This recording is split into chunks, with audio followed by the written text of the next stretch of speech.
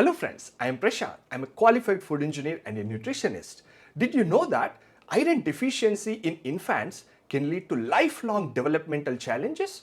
Iron is an essential mineral that plays a very important role in brain development, immune function, and also energy production. Yet, crores of people across the world are suffering from iron deficiency and especially infants. So in this video, we are going to see what are the risks of iron deficiency, especially in infants, and how can we either prevent it or better manage this problem. Let's get into the video. To start with, so the prevalence of anemia in women, this is as per the World Health Organization data. So it says that 29.9% of women, especially aged from 15 to 49, okay, suffered from anemia in 2019. So that was the latest data available, probably because after that there was COVID. So anyway, we can get the point basically that in the world, on an average, 30% of women are suffering from iron deficiency. But the thing is, this is an average, okay? So that means, for example, if you take Western countries, Western countries or developed economies, they might be having much lesser deficiency. I mean, much smaller anemia problem, maybe 10% or 15%. That means on the other side, countries in Africa and even India have, these countries have this anemia problem is much bigger in these countries. Basically, some reports say that women of reproductive age in India have close to 50%, and some reports say even 66% of women are basically anemic, right? It's a serious problem. So, that anemia is what? Basically, iron deficiency in its serious form is anemia. So, if you look at the numbers in children, okay, from age from 6 months to 59 months, basically less than 5 years of age children. So, the prevalence of anemia is 39.8%, close to 40%.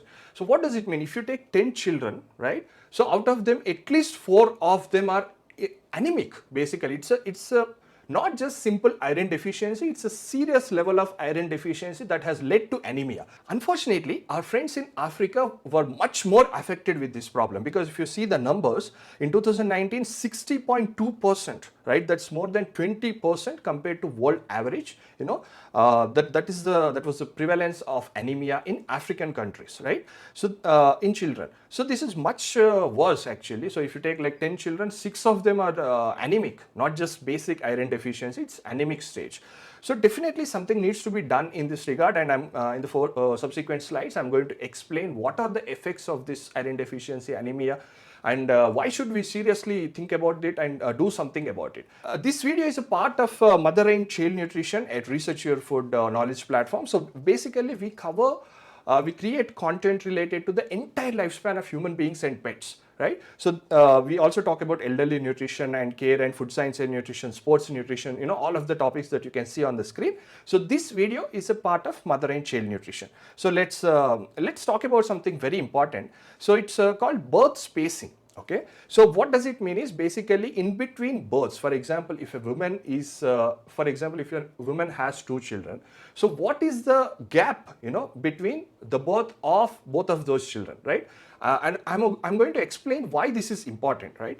So, for example, if you see the data from the World Health Organization, the average time is 2.7 years. That is the world's average for birth spacing, means first child to second child, the difference of time is 2.7 years. So if you look at an example, for example, a woman has given birth to a first baby, or it can be second baby also. If we assume that she has given birth on January 1st, 2020, so the second baby is born at September 1st, 2022. Basically, there is about 2 years, 8 months of time, right? The problem is, 2 years, 8 months is total time, right? The birth to birth difference. But in humans, the gestational time is 9 months. So technically, at around 2 years of age, 2 years of first baby's age, the woman, the mother has already become pregnant, right? So she needs to take care of her pregnancy needs, the baby inside the womb. She needs to take care of that baby, and at the same time, there is a child who is around 2 years of age, just with her. I mean, she has a child. So it can be quite difficult, because already she might be finding it more difficult to come out of that postpartum changes, once the baby is born, she has to feed the baby and she needs to get into better shape, So again, she's having another baby, and this is 2.7 years is an average. Okay, so some countries have much lesser number than that, and of course, developed countries, Western economies, the gap is much more. So typically, if you see. The difference between births, of one baby to second baby should be at least minimum of 3 years, right? That is ideal, so that the mother can, come out of that first pregnancy, and also she can concentrate fully on the first baby, so that, that baby becomes a healthy child, right? So this is also one of the serious problems why the children are suffering with lot of nutritional deficiencies. So who is at risk? Highest risk is premature babies, right? Basically, who are premature babies? Typically, as I said, human gestational period is about 9 months, okay? So about 40 weeks, more than 37 weeks. So whoever, the baby born before 37 weeks, right? Typically before 9 months is considered as premature baby. So especially these premature babies are at higher risk of iron deficiency and even iron deficiency anemia also. The reason for that is typically, the pregnancy, the 9 months of pregnancy is divided into 3 trimesters, okay, first, second and third, each consisting of 3 months, okay. So what happens is typically the iron stores from mother to baby, generally is transferred in the third trimester, okay. So what happens is, for example, if once the baby is born, if the baby is born at proper time, not premature baby, the proper time after 9 months. So the baby already has about 4 to 6 months of iron stores, in the liver, okay. The mother transfers that iron from her body to the baby's body, right? So what happens in these premature babies is that they are born before the third trimester completion, right? So the iron stores by then are not transferred actually to the baby. So the baby only has about 2 to 3 months stores, maybe lesser than that also, depending on how early the baby was born. So this is one of the reasons why premature babies have higher risk of iron deficiency. And don't think that premature babies number is small, because if you take the total number of births, 10% is premature babies. So that is 13.4 million. In 2020, 1.34 crore people were basically born as premature babies. So just see the number, how big this number is, right? So especially these babies need to be taken care of. They need to be fed proper iron rich food. Otherwise, they are going to suffer much more, right? And the next thing is the breastfed infants after 6 months. Yeah. So this is also, this age group is especially more prone to iron deficiency. So what happens is typically, as I said, so these babies are born with 4 to 6 months of stores, right? Iron stores in the liver, right?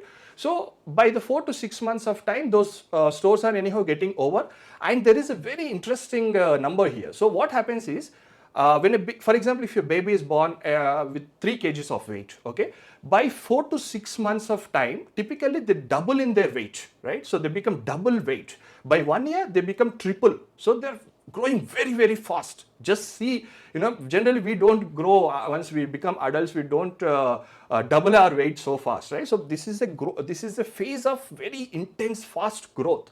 So what happens is the mother's milk is not able to provide the sufficient iron in the milk. That is one problem. Second thing is the baby has grown double in size basically. Even if the mother is getting the same amount of iron in the milk, it's not sufficient because the size of the baby has become much bigger. So this, especially in India and in fact many countries in the world, this is where the serious problem of iron deficiency starts, because what happens is typically 4 to 6 months, after the birth, it's pure mother's milk is generally suggested, it's recommended.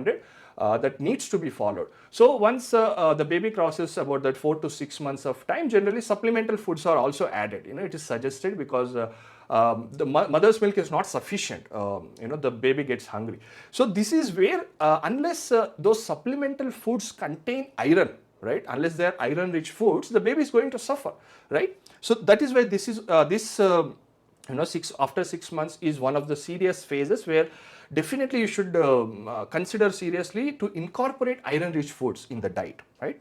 So the next thing is non-iron fortified formula. Okay, this also happens. For example, if a mother has twins, okay, so the mother's milk may not be sufficient for both kids, or the iron may not be sufficient, or in fact some mothers may not be able to produce sufficient amount of milk to the babies. So many times these mothers use formula milk, right? I mean fortified, they may use iron fortified or non-iron fortified. So if it is iron fortified, yes, the babies may not suffer from iron deficiency. But if you are using non-iron fortified milk, formula milk, basically the babies are going to suffer. So the thing is, if you are feeding your baby formula milk, make sure that that product has iron fortification. Fortification is basically adding additional iron into that, so that the baby can absorb that iron, right? So these are the people who are at risk. And if you look at what are the signs of iron deficiency, definitely you need to observe in the babies, these signs. So there is poor appetite also, and trouble feeding. These are all the symptoms. Increased fussiness or irritability. The child, the infant may get irritated very fast. And slow weight gain and stunted growth, obviously, because the iron is important for energy production, right? So even if you are feeding the baby sufficient amount of food or mother's milk, it has to be ultimately converted to energy, right? That's not happening because of iron deficiency. So that's also one of the reasons for this. And delays in crawling, standing or walking. This is very, very important. These, crawling, standing, walking, these are called motor skills, okay? So what happens is, if the baby is not getting sufficient iron, or if the baby is suffering from anemia, extreme form of iron deficiency, they stand up or they try to walk very slowly compared to other children of healthy iron levels, basically. So these things slow down. I mean, for example, if a healthy child is starting to walk at 9 months or 10 months of age, these iron deficient children may take much more time, right? That is also one of the symptoms. And more frequent colds and infections, of course, because iron plays a very important role in immune function, right? So the chance of these infants getting sick is very, very high, right? And unfortunately, when this iron deficiency is coupled with polluted water, not clean water, the infants may get sick again and again, right? So since their iron deficiency is already very high, it's most likely they might be deficient in other minerals and vitamins also. If the baby is getting sick once in every 2-3 months or something, the chance of the death also increases a lot. Many countries, if you see especially poorer or emerging countries, the child death ratio is very, very high, especially children who are below 5 years of age. So iron deficiency is also one of the reasons for that. So if you see any of these symptoms in your baby, then try to consult a pediatrician and do something about it as soon as possible, right? As these changes, the effects of brain development or even immune functions, if you take quick action, they can be reversed, right? Otherwise it gets too late. So the next thing is how to prevent iron deficiency. This is very important, right? Since the problem is so big, let's see what are the solutions available. So definitely maternal iron levels affect baby's iron reserves. Yes, that's you can understand that. When the baby is inside the womb of the mother, definitely if the mother is not consuming sufficient iron rich foods, the baby will obviously not get those iron reserves. So when the mother is pregnant, when the woman is pregnant, she needs to consume iron rich foods, and we are going to explain in the subsequent slides what are iron rich foods. And when the mother is lactating, giving milk to the babies, then also she needs to consume iron rich foods so that the baby gets that iron. So definitely. And second thing is, pregnant women should, this I already mentioned this, meat, leafy greens, fortified cereals, these should be consumed by the pregnant woman so that she gives that iron to the baby. Right? And especially, as I said, breastfed infants after 4 to 6 months may need iron supplements, definitely, because as I said, the iron from the milk is not sufficient anymore. So iron rich foods need to be given to the children so that they don't get deficient in this, right? So in the next slide, we are going to see what are the iron rich foods. So as you can see, this is spinach and chicken and poultry products, even eggs are good iron sources. And these are apricots, basically dried fruits and legumes. and these are pumpkin seeds. So of course you are not going to feed these things as they are to the infants, because they can't, they don't have the teeth, right? They can't eat them. Generally you make the paste, with not too much water, right? You make them as a paste and just feed that to the infants, so that they absorb that. And try not to add too much of water, because it dilutes. The baby's stomach is very, very small, so if you add too much of water, they won't be able to take sufficient amount of food to get required amount of iron, basically. And definitely there is one point here. If you are a vegetarian, right, there are many vegetarians in the world, right? So basically you will be feeding vegetarian food to your infant also. So what happens is, typically there are two types of iron, right, in the food: heme iron, non-heme iron. Okay, heme comes from hemoglobin, right, because iron is a part of hemoglobin, right? So what happens is, typically vegetarian food has non-heme iron, right? So this non-heme iron is not very well absorbed compared to heme iron. Heme iron is present in animal based food like chicken, poultry products, meat, beef, turkey, all these foods. So what happens if you are a vegetarian, and if you are taking vegetarian form of iron like spinach, I said, so try to couple it with vitamin C sources. What are vitamin C sources? Oranges, lime, lemon juice, tomatoes, even mangoes have a lot of vitamin C, right? Strawberries, these foods, when you are taking this spinach as a meal, try to add in the same meal some vitamin C rich foods, so that the absorption of this non-heme iron increases, right? This is important, very important, because since you are not consuming heme iron, basically animal based iron, which is very well absorbed, try to increase the absorption of this vegetarian source of iron by coupling with vitamin C rich sources. It's very simple to do that. There's nothing really difficult in this. Yeah, so the next point is regular anemia screenings ensure early detection. Definitely, especially when a woman is pregnant, this hemoglobin checking is generally done, especially from blood. It's a very simple test. So to check what is the status of mother, right? Especially related to iron. So if the woman is suffering from iron deficiency, then iron supplements are given, or depending on the status of iron deficiency, is it very severe or is it not very severe? Depending on that, definitely foods are suggested, and in case the iron deficiency is extreme, supplements need to be consumed, right? Otherwise it will affect the baby. And once the baby is born, as I said, I have mentioned the symptoms, right, of iron deficiency. The pediatrician can look at those symptoms and how is the baby growing, depending on the look and feel of the baby, so they can understand. Pediatricians can understand what is the situation, and even you can understand if the baby is very dull, the symptoms that I mentioned already. If you see those things, try to add more iron rich foods, and if possible try to take the consultation of a pediatrician and add some supplements also. You have to make sure that the baby doesn't get into anemia status, basically. So to conclude, iron plays a very, very important role in human life, and especially more so in infants' life, right? So since, as I said, the infants are growing very, very rapidly, so they need that iron. It is very, very important for them, or else they are going to be seriously affected, because iron is important for brain development, right? So brain is the most important organ in our body, as you all know. So if you are not providing iron rich foods to the baby, that can lead to permanent effect on the brain. For example, people who are not well fed with iron sources, they may have poor memory power. They may be suffering to make decisions. It can affect their brain actually. So once the brain is affected, it can affect everything in their life, their education, their physical performance, mental performance, the ability to take right decisions, that can affect their life also. So try your level best to make sure that the baby doesn't go into iron deficiency or iron deficiency anemia status especially, right? Because it is also important for immune function, right? So if the baby is constantly getting sick, try to make sure that the baby is not deficient in iron, right?